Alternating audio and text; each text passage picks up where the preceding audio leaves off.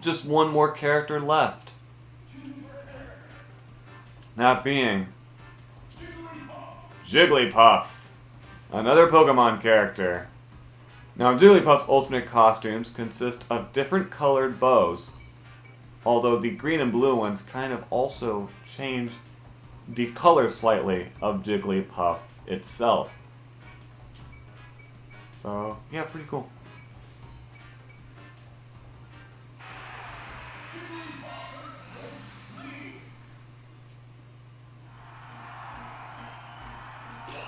So Jigglypuff is a balloon-type Pokemon, and therefore has multiple jumps in similar veins to Kirby.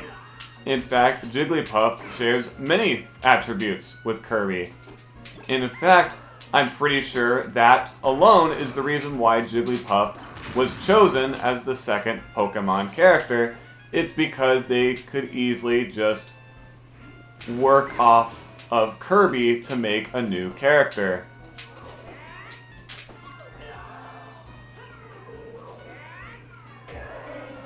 So, yeah. Now, Jigglypuff's not entirely a clone character. It has its own set of moves.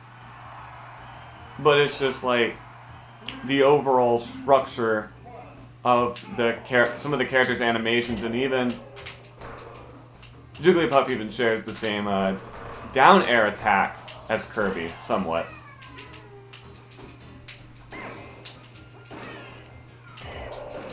Now, Jigglypuff's neutral special consists of a punt.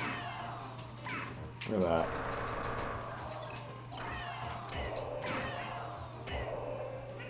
Pretty self-explanatory there. Now, Jigglypuff's up and down special are where Jigglypuff's moves get quite interesting. Come on, you stupid Yoshi, just step over the bomb. There you go. Alright. I say that because Jigglypuff's up special is where it sings. Now, whenever it sings, characters within a certain field will fall asleep. Like seen here. We could use that to our advantage too, because it kind of stuns the characters and allows it, or pretty much has them not move for a little while. Now, the reason you would want that is because of Jigglypuff's down special, which is rest. Jigglypuff literally falls asleep, and there's a good chance that if you are near a character, going to sleep will send your opponent flying in the air. Pretty crazy.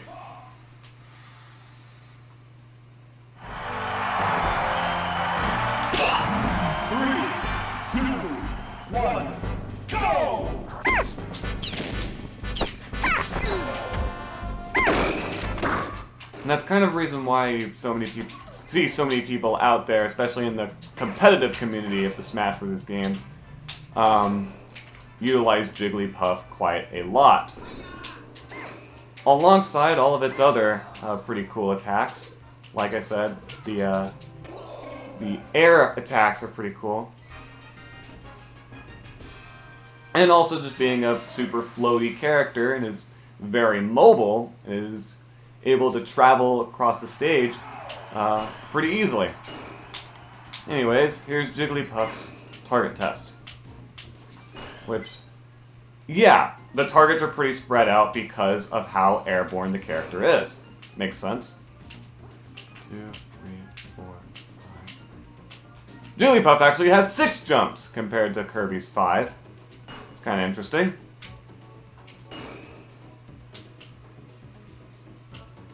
See if we can. We did reach the platform. Okay. Now I'm sure we'll be able to reach this target. Sure are. 1, 2, 3. Bam! Perfect.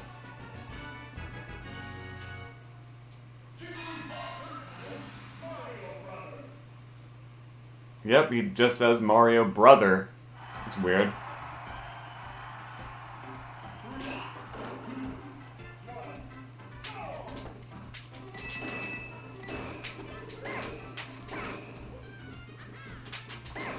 Luigi. Get out of here. Now, the reason I'm focusing on targeting Luigi so much is because there actually is a bonus on this stage titled Brother's Calamity, where the whole goal is to KO Luigi before you inflict any damage onto Mario. Now, especially in these earlier difficulties, where your AI ally will help a lot more. It'll pretty difficult to have your not your opponent, your ally, not damage Mario before you KO Luigi. But at the same time, in earlier difficulties, it's probably also easier to KO Luigi early, because of having weaker opponents in terms of intelligence compared to hard or very hard.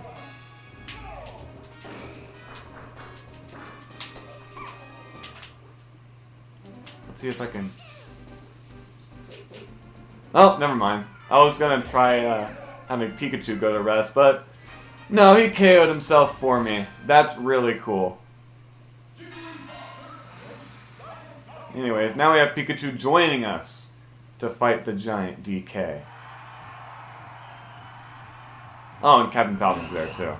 It's pretty cool to see both Jigglypuff and Pikachu both enter the stage like that, because they have similar entrance animations of appearing out of a Pokeball. Anyways, there goes Giant DK. That was easy. Alright, Jigglypuff's Board the Platform stage should be interesting, considering how the Break the Target stage was. And it sure is, look at that.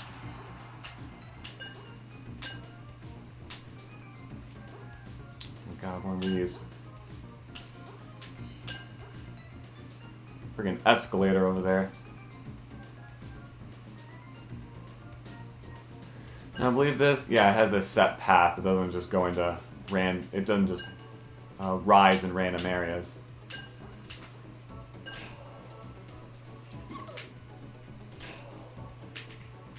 Alright, so Jigglypuff is the only character in this game that actually has a different name in the Japanese version. Of course, considering most Pokemon have different names across countries, or across different countries. Oh, this next target is pretty interesting to get, because we only have 6 jumps, and we have to make that much distance.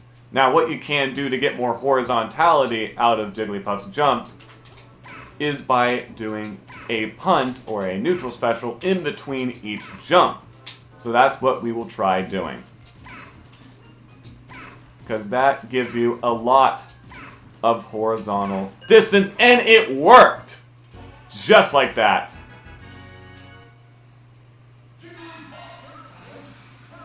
As I was saying about Jigglypuff's name, in the Japanese version, of course, Jigglypuff is known as Purin, which is Jigglypuff's Japanese name. And because of that, it has a different announcer line in the Japanese version, along with just its own completely original set of voice clips on its own.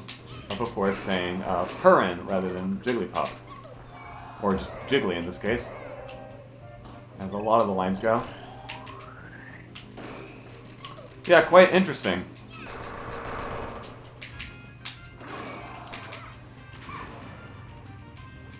What's even more interesting is that in the Japanese version of this game, there actually exists an unused voice clip of the announcer announcing Jigglypuff. It's actually a different take than what's heard in the international versions. A lot of people say that it being in the game implies that the game was always intended to release internationally. But at the same time, why is it a different take, you know? I guess because the new Jigglypuff announcer line was recorded alongside all the other stuff that needed to be recorded for the international versions, especially since there are other announcer lines that are different between the North America, or international, and Japanese versions. Especially since in the versus mode of the game, when you first enter it, the announcer will announce it as like a, will say, when first entering the menu, the announcer will say like free-for-all, because announcing that it's like a free-for-all battle. In the Japanese version, he instead says Battle Royal. Now this is something that's actually present in... Dang it, lost my first stock.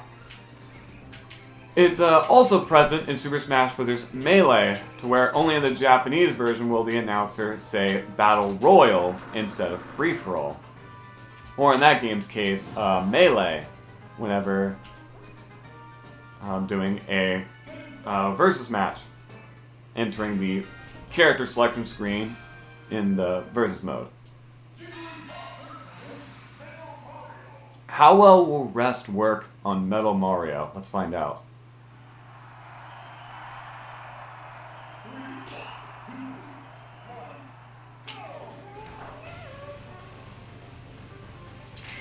Not that well. Great.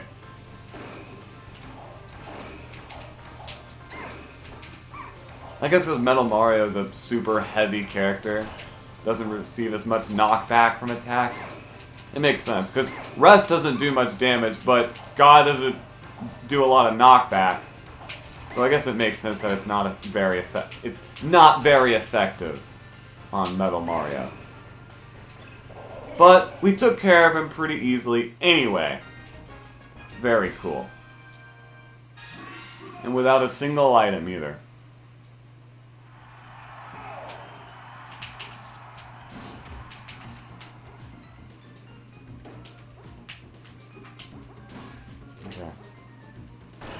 Okay. Okay. Alright. I see how it is. Also interesting that it actually shows you the total amount of stock you have across the one-player game in this, but not the target test or board the platform stages. That's odd. Is there a way you could just lose a singular stock in this match? Doesn't seem like there is.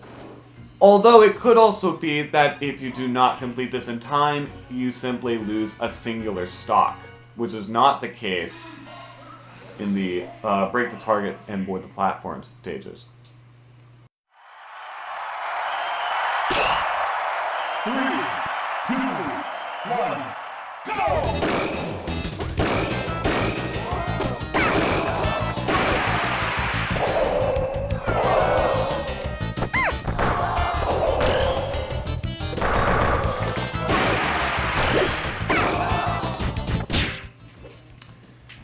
It is also kind of interesting that Jigglypuff, being such a specific Pokemon character to the first generation.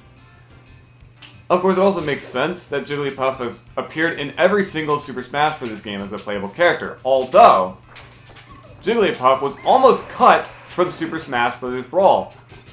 It was added back in at the very last minute to where the character, Jigglypuff, does not appear in the game's story mode, the Subspace Emissary, and is instead unlocked after you complete it. So yeah, kind of interesting that, one of the original 12 was almost cut from the third Super Smash Bros. Game.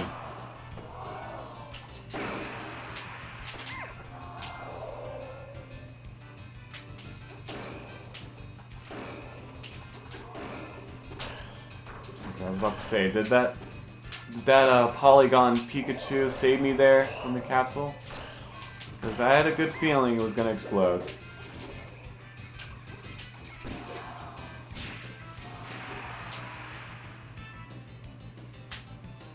By the way, Jigglypuff's crouching animation's pretty funny. Literally just squishes there. I know it's because Jigglypuff is a balloon type Pokemon. Makes sense. Which is kind of warp like a balloon. I think Kirby does the same as well. But yeah, it's pretty funny with Jigglypuff. Especially since I believe in later Smash Bros. Game, Smash Bros. Games, Jigglypuff's crouch is given a little sound effect.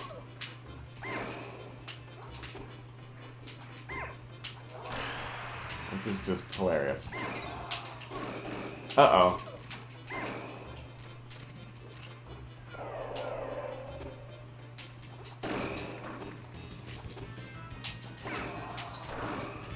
Well, let's see if we can...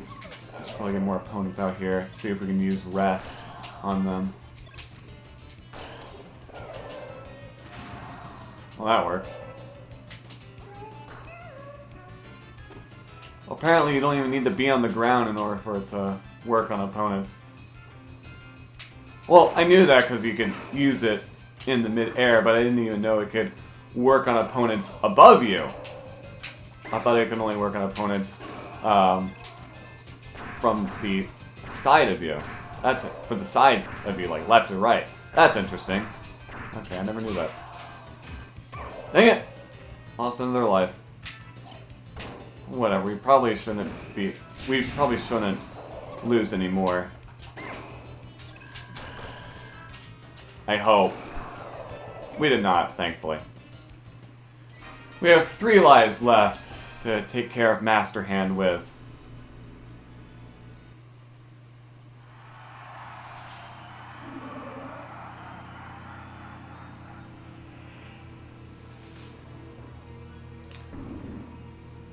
Let's see if this hand will be able to pop this balloon.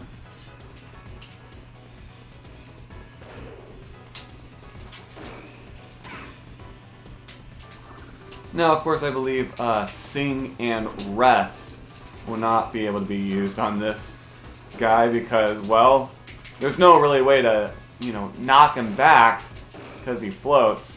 And also, I believe Master Hand is not able to fall asleep. I doubt he has a resting animation. He does not.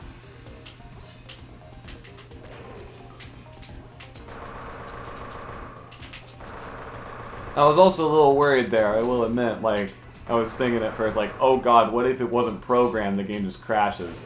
Although, that, of course, it's highly unlikely, and they probably would have checked for that during development, like, because, you know, it's 1 out of 12 characters. Of course they're gonna check a thing so specific to this 1 out of 12 characters, out of only 12 characters.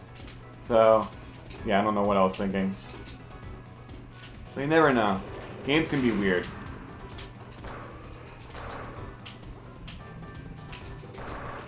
There we go.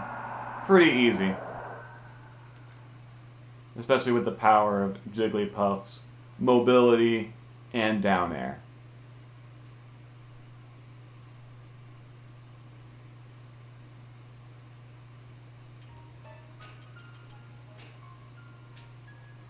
Here we go.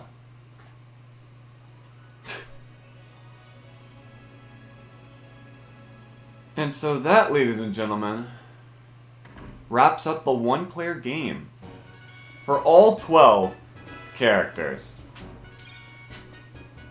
I believe this will be, it'll be the last time we'll be able to see the credits, so we may as well, what's the word? Take this in, you know, as the momentous occasion where we complete the single-player mode with every character in Super Smash Bros. For Nintendo 64.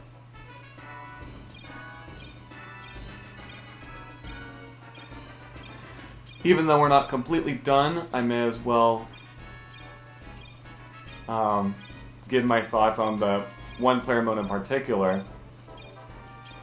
It's that I think it's alright, you know? It is a little repetitive, especially if you're wanting to do it with all 12 characters. It's pretty much the same thing over and over again, aside from the different bonus stages. But, it's still Smash Brothers, though. It's still gonna be fun through and through.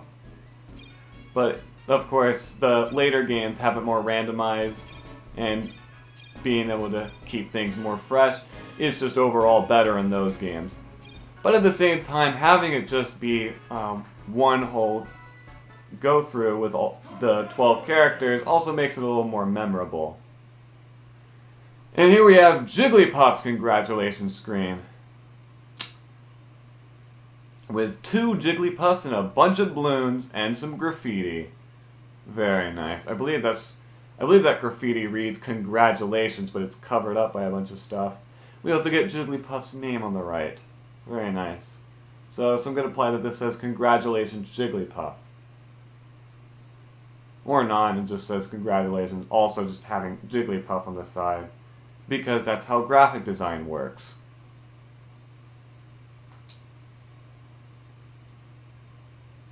There we go.